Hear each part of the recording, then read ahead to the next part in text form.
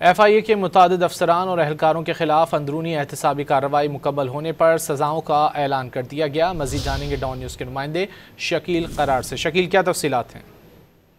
جی بالکل، سیکرٹری داخلہ نے مختلف FIA کے مختلف افسران اور اہلکاروں کی سزاؤں کے اوپر فیصلے جاری کرتے ہوئے مختلف سزائیں دی ہیں۔